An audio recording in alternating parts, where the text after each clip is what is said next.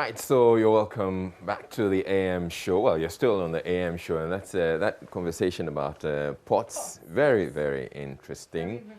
Okay, but we're moving on to another conversation, which has to do with bird flu. Yes. And we have in the studio, we've been joined in the studio by Dr. Bashiru Boy Kikimoto. He's a head National Food Safety Laboratory for Animal Health. And it's a very famous person. I'm sure the Kikimoto will ring some bells. Thank you very much for joining us, and you're welcome to our studio. Thank you very much, Israeli. It's nice meeting you. Nice meeting you too. Yes. We've spoken on phone lots of times with this. I think no, we've actually spoken on phone several times since I came to your studio. But the first time I actually spoke to you was during the first avian influenza outbreak. Okay. And you wanted to break the news first. Yes. 28th April. 28th April. 2007. 2007. At 12 o'clock. At 12 o'clock. Yes. Live. Midday. Indeed. And I spoke to you. Oh, wow. Yes. I mean, I don't quite, I mean, I remember speaking with you. Yes. But I didn't remember, I couldn't tell the exact date. Yes. I mean, it's kind of hard to differentiate at this point who the superstar is, you know. Is it Dr. Kikimoto or is it you? I mean, because... It's Israeli. It's Dr. Kikimoto. Okay. Anyway, we're having a conversation about bird flu. You know, there's been an outbreak in recent times, and we're still dealing with it. Yeah. But we're having it impact on the poultry farmers. Yes, sir. And so we're having this conversation. They're saying that it's resulted, or it's compelling them to increase the price of their eggs. But let's first get understanding when this outbreak happened, and then we get into the conversation and why it's impacting on them so badly. Yeah, thank you very much for giving me this opportunity once again. My lovely station. Thank Joy you. News. The issue is that, you know, avian influenza, by the name, the one we are dealing with, the highly pathogenic one. Yeah. And it actually kills a lot of birds. And don't forget that, quite apart from this disease, before the avian influenza outbreak, poultry farmers in Ghana were already going through some challenges in relation to feed, maize, soybean, and other things like wheat bran, you know, concentrates. So already they were under stress. Now that the avian influenza has come, I think it has doubled their stress. But for me as a vet, I'm more concerned with the disease. Yeah. First, there was this outbreak in Greater Accra, and the number of farms were few, just about 4. And we had one in Volta region, one in Central region. And when I came to your studio, I said that the veterinary services of the Ministry of Food and Agriculture was putting in all the necessary measures, biosecurity measures, communication measures, epidemiological measures, laboratory investigative measures to make sure that the disease doesn't spread to other parts of the country like Ashanti and Brong-Ahafo. Unfortunately, we had the outbreak also in Ashanti region, but also on one farm. And the number of farms in Greater Accra is alarming. That is because they moved from 4 to 7 to 14 and now 21. And those in Central also moved from 1 to 4. I think currently about 4 or 5. Is it the case, you talk about you putting in place the measures to curb the spread. Is it the case that the measures didn't work? No, you know, I think that as I came here the first time, you know, I was telling you about human behavior.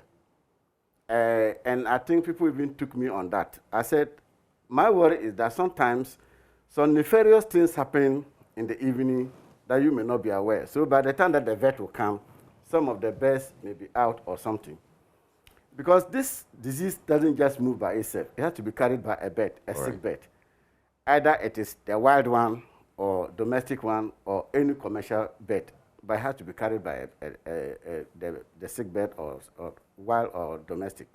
It could also be carried by human beings who carry the products from one infected farm to another farm with the intention that maybe vet should not come and destroy, because by the Public Health Act 851, by the, I think chapter 1 or something, communicable diseases, it is the duty of us to make sure the disease does not spread, so we have to destroy. Yeah. And then with the Animal Disease Act of 1961, Act 83, we have the right to destroy. That is what we have to do. But just destroy or Yes. destroy and compensate? No, as for the compensation, it is not the duty of veterinary to do that because we work under a ministry. So when I come, I leave that one out for the policy people. So the issue is that the number of farms have really shot up, which is strange. So I think I will use your medium also to appeal to the Poultry Farmers Association to talk to their members. We have started having discussions with them, Veterinary Services, the Ministry of Agriculture. We are communicating with them. We have meetings with them. They are also having their own meetings, sensitizing their colleagues on putting on biosecurity measures and making sure that they don't move poultry and poultry products from infected areas to non-infected areas. They are also doing their best. But I think maybe it's not yielding the results that we want, considering the number of shortage of veterinary staff we have in Ghana. All right. It is also another problem. And the other issue is also logistics, to move around, to corners, to make sure you're able to comb every area for what we call active surveillance. That is actively searching for the disease. Yeah. So there are a lot of factors that could have contributed. I'm only postulating. But the real factors could be there. Why the numbers continue increasing and not in one place, in different places at the same time, within 1 month, 32 days since the first outbreak was diagnosed on the 9th of July.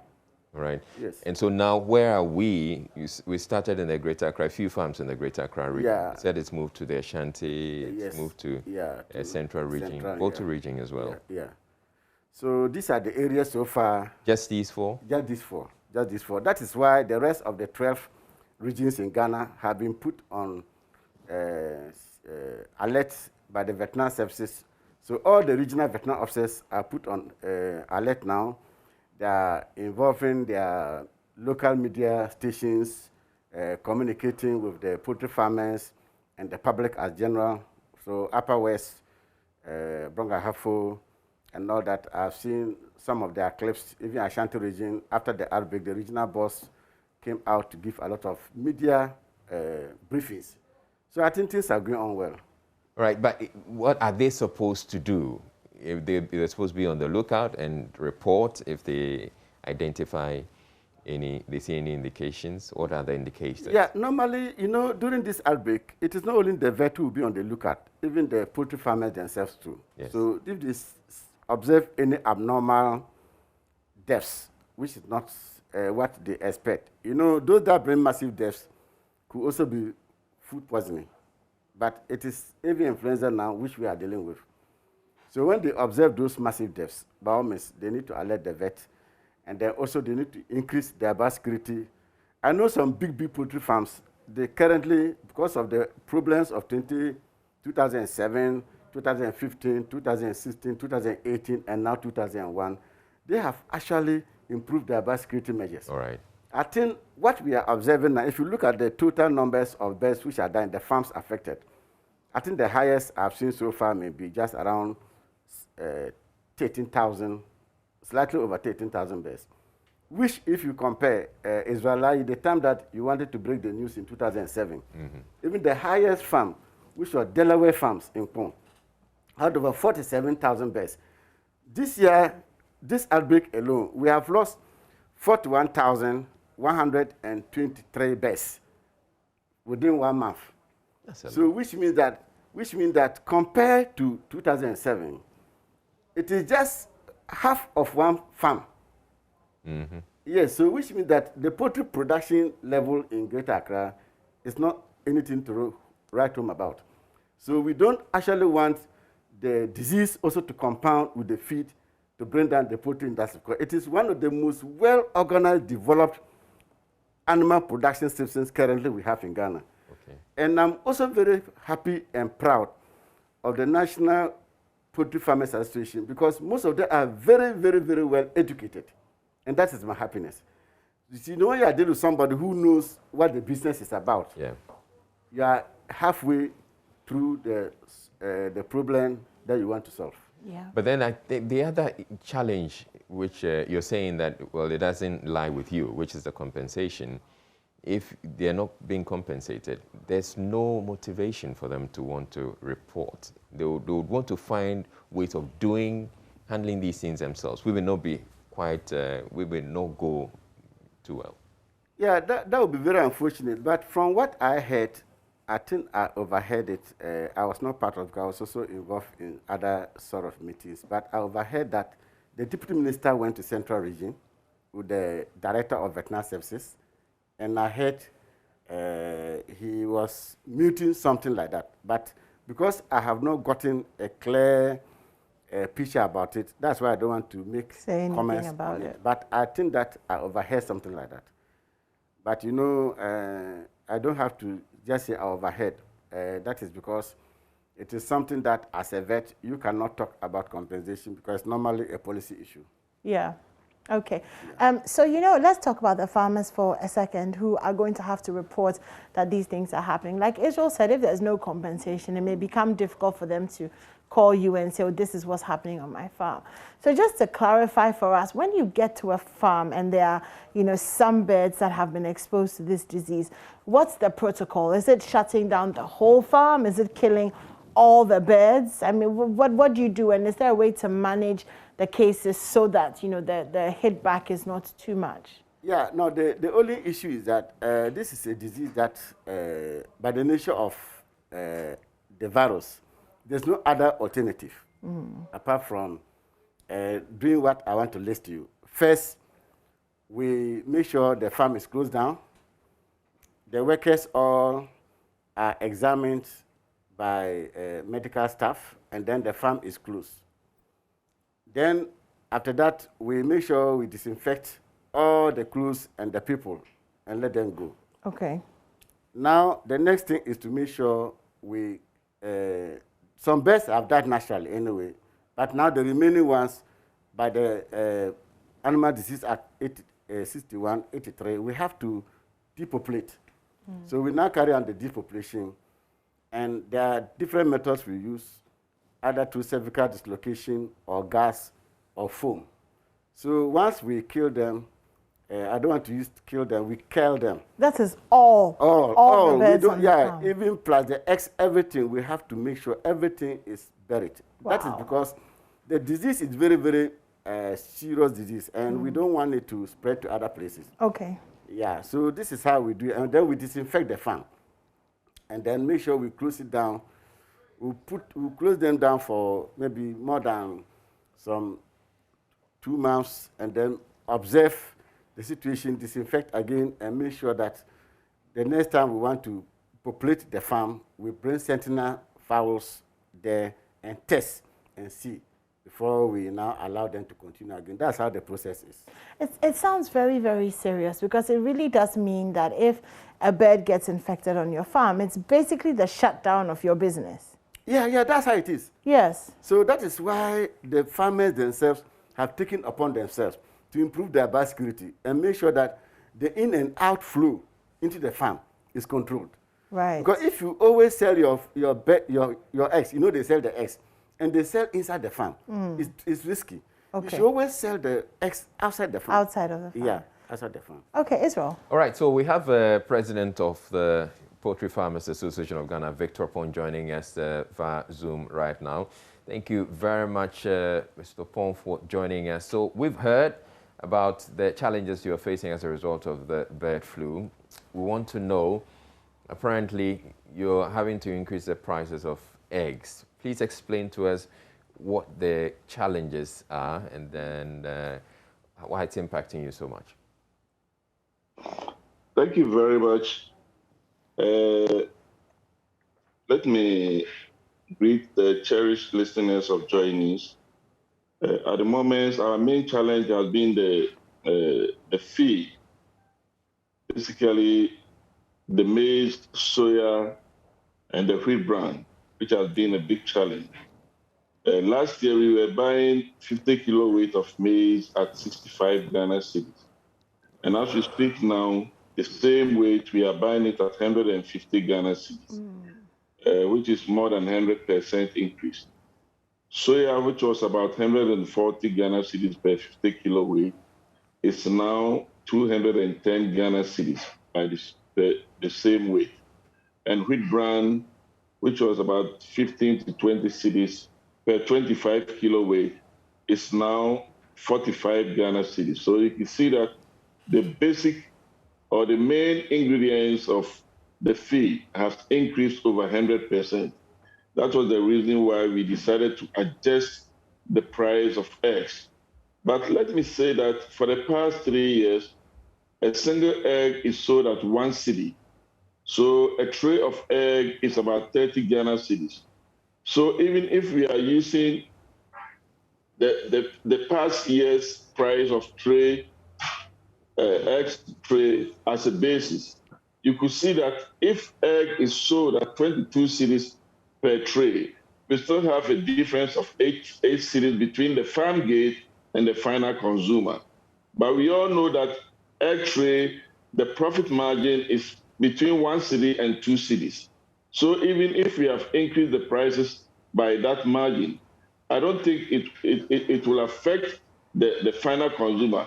But as we speak now, 1 egg is sold at 1 cedi 20 pesos, some 1 cedi 50 pesos, which comes to 36 cedis and 45 cedis.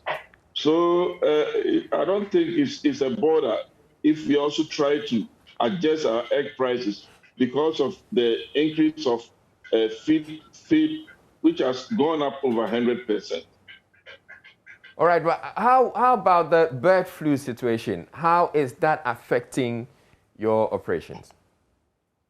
Well, as for the bird flu, we are not having much challenge about it because you agree with me that this is not the first time we are experiencing outbreak of bird flu in the country. It started in 2007. That was where the panic was very great. But because of the effort of veterinary services, NADMO, Fire Service, and the Ghana National Association of Poultry Farmers, we were able to contain the disease in 2007. Subsequently, in 2015, 16, 18, we did the same thing. So as we speak now, 4 regions.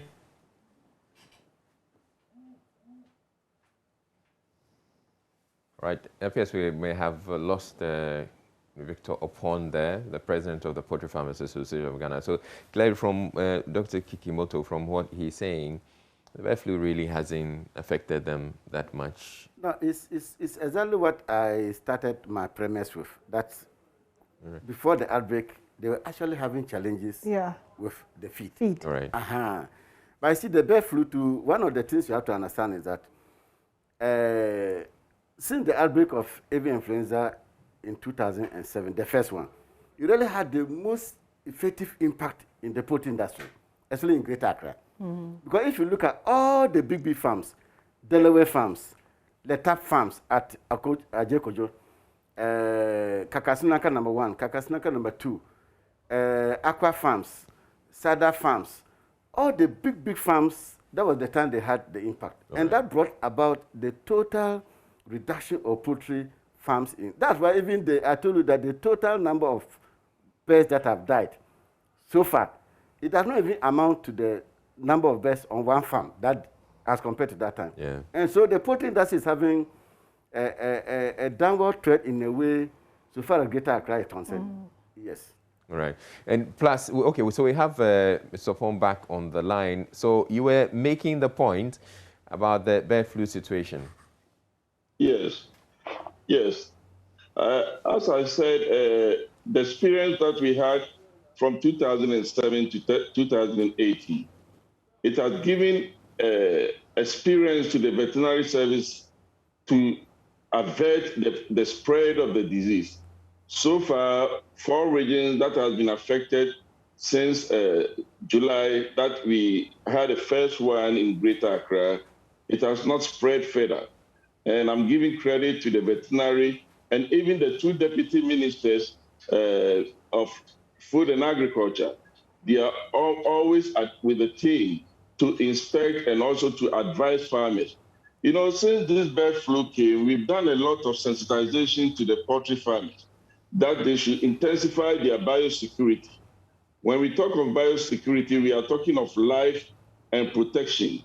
So we've asked them to intensify it, especially the vehicles that are coming to the farms, that every farmer should have a vehicular bath so that water and disinfectant will be put in it, and all cars coming to the farms have to pass through the vehicular bath.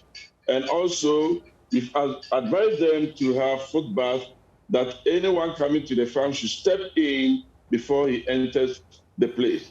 We've also asked them not to litter around with the carcass, dead birds, because that will invite the migrating birds, which are the carriers of the virus. That if you litter around the carcass, the migrating birds will come down to feed on it, and their droppings will leave you with the virus. So we are doing a lot of sensitization to the farmers in order not to prevent the spread. And we also ask them to report every dead bird and sick bird to the veterinary services. We know that definitely there's arrangement to pay compensation to the farmers. So with this, farmers are reporting dead birds and sick birds to the veterinary services to come there and do diagnosis. If they realize that it's a bird flu, then automatically the whole bird should be depopulated. Now, And if it Mr. is not bird flu, Mr. yes, Paul, you talk about the compensation. Do you get the impression that the compensation is forthcoming? Yes. All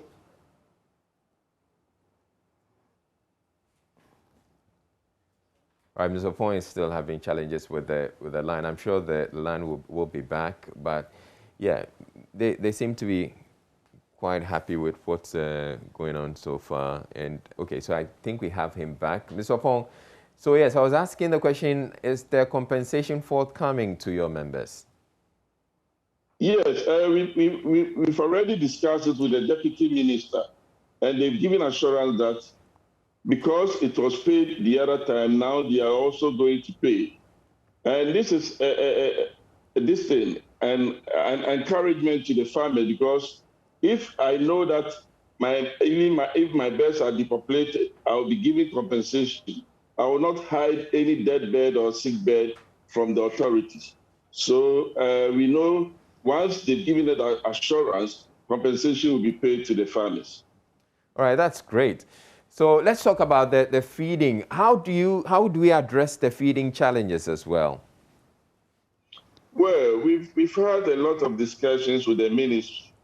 It started when we realized that the neighboring countries are purchasing our maize outside to their various countries. And we thought that there would be a block, but we allowed them to buy all the maize from this country. It's not like the maize were not here. We had a lot of yield. The yield has increased because of the planting for food and jobs. But we allowed the neighboring countries to buy the maize, and we intend suffer. And later we have to import maize. And you know, the world market price of maize continues to go up. So that is how it is affecting the poultry industry. As we speak now, people are trying to bring maize from Cote d'Ivoire and other places, but still prices are very, very, very high. And that's how it's affecting the industry. Except that the feed brand is produced locally, but still sometimes you not even get the local one, we have to import.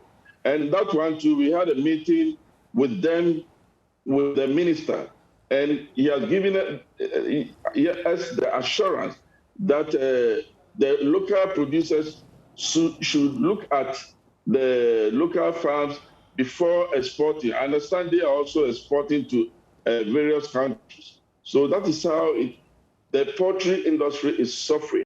Because if the feed cost goes up, it affects everything in the industry, because maize takes about 50 to 60% of the feed input. Soya takes about 15 to 20%. Then the remaining will be the wheat bran and other small things. So the moment the prices of maize goes up, it affects everything. And that is how the industry is suffering. And I can say that it's not only suffering, but it is on the verge of collapse. The poultry is on the verge of collapse. People are selling their birds prematurely. and it's about time that an immediate intervention is done to it. So what is the immediate intervention you would suggest? Do we simply just produce more of the maize that you need for your feed? Yes, actually, we have to increase the yield of the local maize, because that is the only way we can get the maize at a reasonable price. If you want to rely on the imported one, definitely the prices will never come down. But because the government is subsidizing the maize here, especially the breed and the fertilizer, it brings the prices down for us. So we are pleading with the government that I understand now they are not even getting fertilizer, which is also a challenge. So the government should try as much as possible to get the fertilizer to the farmers so that they can also use to produce the maize for the local industry. Now, you talk about the poultry industry on the verge of collapse, but I know the huge farmers, those who are producing on a large scale and those who are also producing on a small scale. They both complain, are both groups complaining, or it's just the small ones? Yes, everybody's complaining, because if you are buying maize 65 cedis and now you are buying it 115 cedis, meanwhile your end product, you cannot increase it. It's a border. It's a great challenge to the industry. So now the feed cost has increased over 100%. Meanwhile, prices of eggs still remain the same, because if you make any attempt to increase the price, the public will say, no, it's expensive and we are not going to buy. So it's a challenge. If we are able to increase the prices of eggs, that will be okay for us. But now it's a challenge. You cannot increase your price. Meanwhile, your input prices are going up. All right, we would want the prices of eggs to go up. So please, you keep it that way, whilst we ask government to do what it can to ensure that you get the feed that you need so that you can keep the prices at that level. But one of the things I've heard you complain about is the fact that people are not buying, poultry products because of the bird flu outbreak, which is reassuring. Is that actually the fact? No, people are buying the products. All right. Because we know that an affected bird with bird flu virus cannot even lay egg. And we know that the bird becomes so weak that you cannot even send it to the market. So with this assurance, people know that eggs that they are buying are very healthy, and the chicken at the market are very healthy, because an affected bird flu bird, the eggs become so soft. That they cannot even lay. And the birds become so weak that you will not even like to touch it. You, the farmer yourself, you not even like to touch it. So the birds at the market now, you see them jumping, you see them eating, they are very active. It means they don't have any diseases. So we've been giving this assurance to the public that the farmers will not send any dead bird or any sick bird to the market. And every egg that comes to the market, we know that they are very healthy, because it's healthy birds that lay the eggs. All right, that's quite reassuring, Enimwa, to know that we have people have confidence in the industry that they can continue to enjoy their poultry products and don't have anything to worry about. I think that, like he said, if you're just vigilant, you go to the market to buy chicken or something. Once the bird looks healthy and is active, that's indication that it's fine. Because like he said, if they're not fine, it's very, very obvious. And then obviously if the eggs are soft, then they're hopefully not making it, to the market. You have, eggs with the shell has maintained its integrity, But I think let's just be more aware when we're eating bird products and, all of that, just to make sure when you break it, it looks good, doesn't smell funny. And then perhaps, and, as much as this may affect poultry farmers, there's also the food chain, because a lot of us are maybe buying our chicken grilled from our favorite spot, and with that one you cannot tell the state of the bird. You know what I mean? So maybe be a little bit more vigilant with that. And of course we're calling on everybody who is producing and selling chicken, especially the finished product, to maintain a sense of integrity. Don't sell your customers sick birds. You know what I mean? Let's not try and cut costs in that way, because the long-term implications of that, will probably be worse than what it will cost you to just make sure that you're selling healthy, wholesome birds. So I know you're an advocate for cooking at home for yourself. Oh, so, yes. Sounds like your kind of thing. So yeah, I'm happy with the situation. We have a poultry industry. The people are still patronizing their products because they're not so worried about the bird flu. Yeah. But yet we also have a poultry industry that's on the verge of collapse because they're complaining about the lack of feed to feed the birds. Why don't we resolve whatever challenges they are having so that at least we would have our a thriving eggs at 1 cedi and not have to see these prices go up? Yeah, thank you very much, Israel, for this question. The issue is that governments that come and governments that are in power always do their best to support the poultry industry. Yeah. For example, if you look at the Planting for Food and Jobs, the aim was to make sure that they will produce a lot of maize and then produce a lot of soya. As he said, these are the main components of feed for the poultry. Yeah. The rest are just minor. Now, the thing worked very successfully because improved variety of seeds were provided, subsidized fertilizer, sulfate of ammonia, NPK 15-15-15 was also provided for the farmers. They were able to produce maize in this country to increase the yield in 2018 from 17.5 million tons to about 18 million tons of maize produced in this country. Right. So which means that they were finding a way of helping the poultry industry and also with those who eat kenke or kami. So the thing is that government is doing its best, and that is why the veterinary is also taking part of the disease aspect, so that once the bird is well and the disease is prevented, then the poultry industry can grow. So I think that government has actually put in some measures. It's only this year I can see that it's raining in the northern part of Ghana, but it looks like here in Accra, I don't know whether we are because we are in the capital, it's not raining. Okay. But I think that things will improve as time goes on. I was just going to ask you that what is the cause of this shortage? What's causing the shortage? The shortage, as he has explained, Mr. Opon has explained that when we had the glut due to the Planting for Food and Jobs, it was so much in the market, and the people from Burkina, Cote d'Ivoire, Togo, they were rather coming to Ghana to buy. When they bring the CFA and change to CD, it's easier to buy here. Right. So they came and bought our maize, and we were sitting down thinking that once we have enough, it was okay. The time we realized, then the shortage came. That was the problem.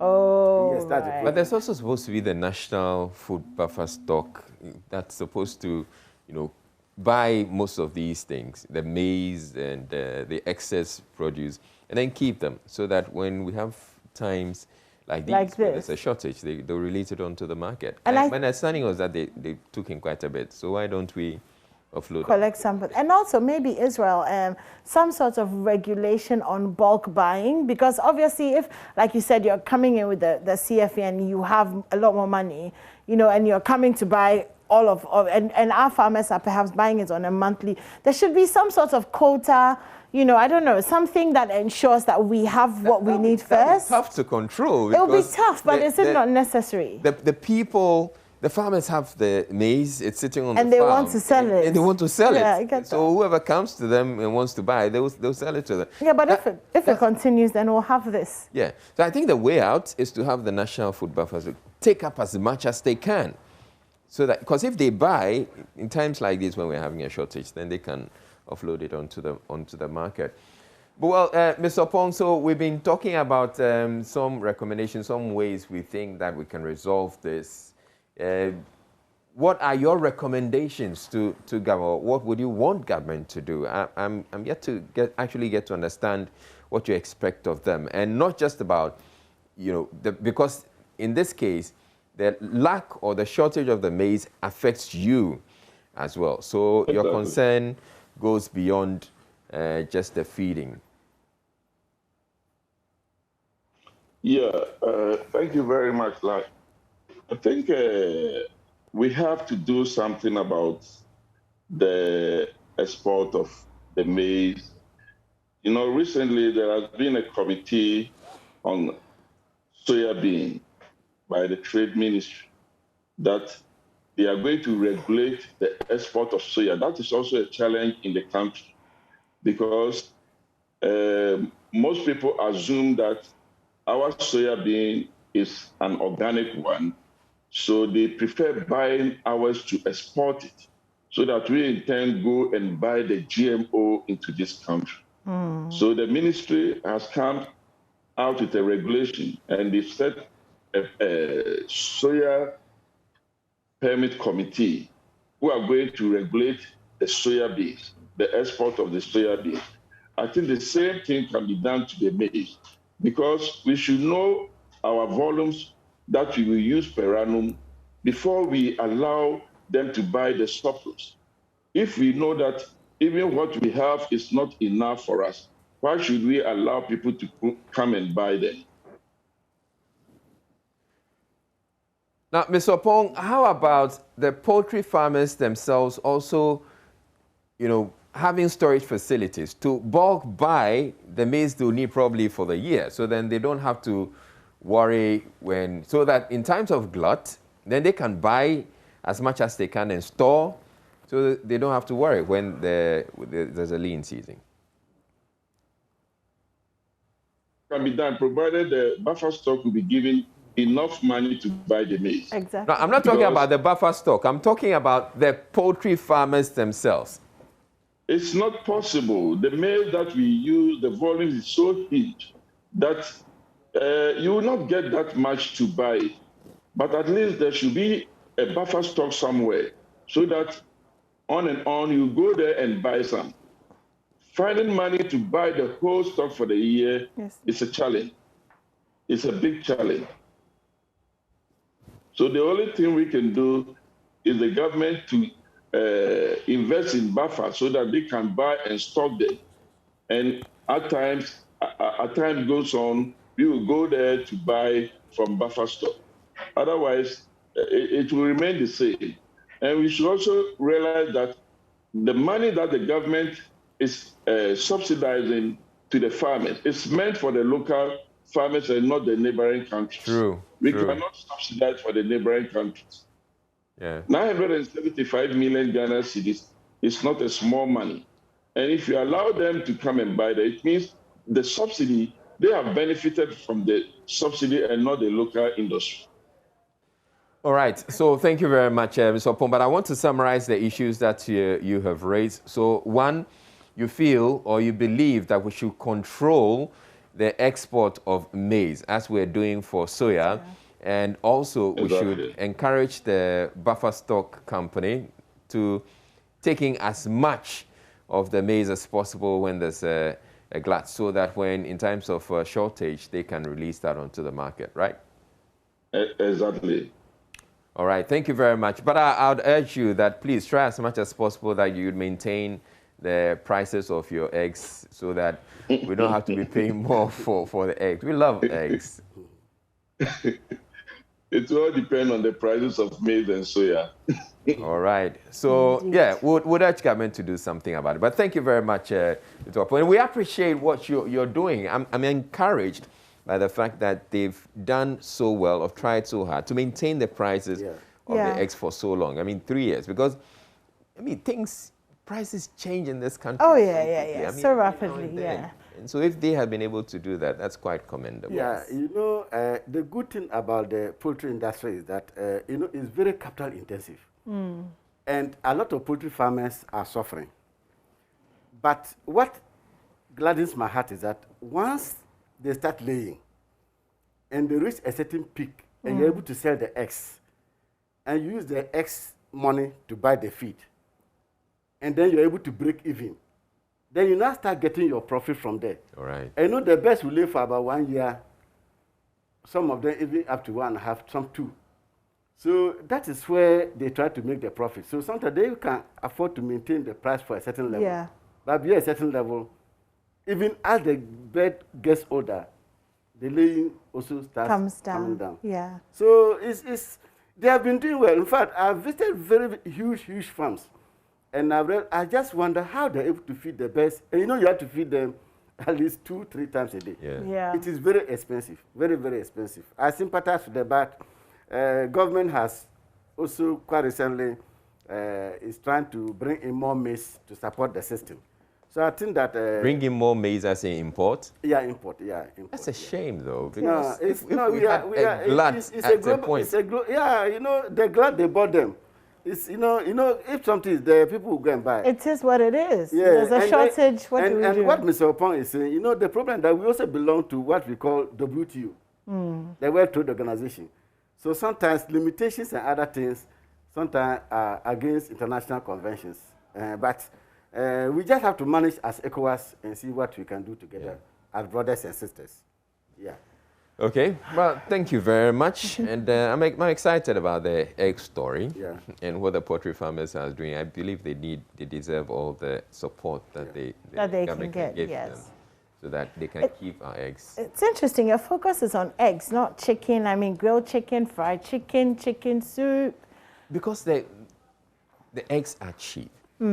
Relatively. Yes. And it's very accessible. I mean, it's affordable. And accessible. So, and it goes into everything. Yeah, it goes into everything. It's going into salad and everything. Otherwise, you just boil the egg, and as we see being hawked around, boil the egg. The egg and meko. Yeah. The thing that blew me away about eggs was going to a chop bar and discovering that people eat fufu soup and boiled eggs. Oh. I bet you haven't seen that before. Exactly. So anyways, that's it for, but just before we go, Doc, I wanted to ask you, a few years ago there was a bit of an issue with a competition between the imported chicken and local chicken, because sometimes, or I think it still exists, the imported chicken, because it's a lot and it's frozen, and some of them have been in cold rooms and storehouses for years and years and years, they're cheaper. What's that situation like now? Are farmers able to sell their live birds, the old layers, the broilers, and still make a profit? Yeah, the good thing is that every Ghanaian likes the local chicken. Let me be honest with you. The smell is different. It is only that because of the gap of tonnage of consumption, there's a gap of 250,000 tons of meat that we have to eat. Wow. So far as chicken is concerned. So because of that, that's why the importation is coming in. And because of international trade, as I told you. And sometimes too, as I told you, the poultry industry is capital intensive. So some business people, instead of going to establish the farm, where maybe a disease can come and wipe off like this bird flu, they'll just import. They'll just go and import. So that is where the importation is going on. But I think government is doing everything in its power with the help of the Poultry Farmer Association to make sure that they increase the tonnage of production. That will satisfy the Ghanaian population. Yeah, because we like the local one. It's sweeter, it's better. Something you produce yourself in. That's why Madam was telling you that when you eat outside, you don't enjoy it. You see, it's only because we are working. Sometimes when you're hungry, you think you are enjoying it. But when you go, eat the proper meat. Yes. So eat the Ghana chicken. You keep on bringing in the issue of WTO. I don't quite get it, because if we're producing enough, we don't need to import. And if nobody is importing, we shouldn't have a problem. Why are we compelled to import? Apart from, yes, I understand that there's a shortage, so we're importing. But if we're producing enough locally, who would want to import? Yeah, that was why when we also produce a lot, even though people came here to buy, we said they came and bought, but it's also a form of export to the country. So the world is like that too. Everybody needs each other. But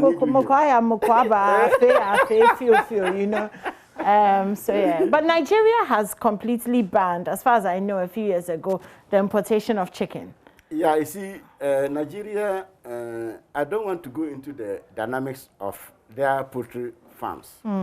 Because even when we had the avian influenza outbreak, the first outbreak that I told you called me to break the news. 28th April. Yes. We had vaccines to vaccinate against avian influenza. All right. But knowing the nature of the virus, we know it mutates and can bring a very virulent type into our industry, including our industry. Okay. But they decided to go and vaccinate. And they had more problems to the extent that they have to stop. So sometimes you don't look at another country, what it's doing, and say you can do the same thing. Right. Ghanaians, by our nature, you know, we are subtle, patient. Even when you are tapping on our toes, we keep quiet and say, God's time is the best. So I You're think, so right. yeah, so Dr. I think, Kikimoto. yeah, we have a way we address our issues. So that is why I say let's solve everything the Ghanaian way. Our tolerance threshold. Yes, and I'm also happy that sometimes we take international practices, but we domesticate them to suit our culture and values and practices. Right. So that is one of the main things that I'm very happy to be a Ghanaian. Yes, we can tell. We can tell. Of Oh, course, we're all happy to that's and that kukobesa that makes the chicken soup, you know, what it is. But thank you so much for joining us. Yeah. Dr. Boy Kikimoto. He's the head National Food Safety Laboratory for Animal Health. Thank you so much for spending time with us this morning. We're really grateful. Thank you. We're going to take a short break, aren't we, Israel? Yes, we are. Okay. And after this, we're going to have that knowledge conversation. Do stay tuned. Knowledge kinetics. Yes. Oh. Do stay tuned in.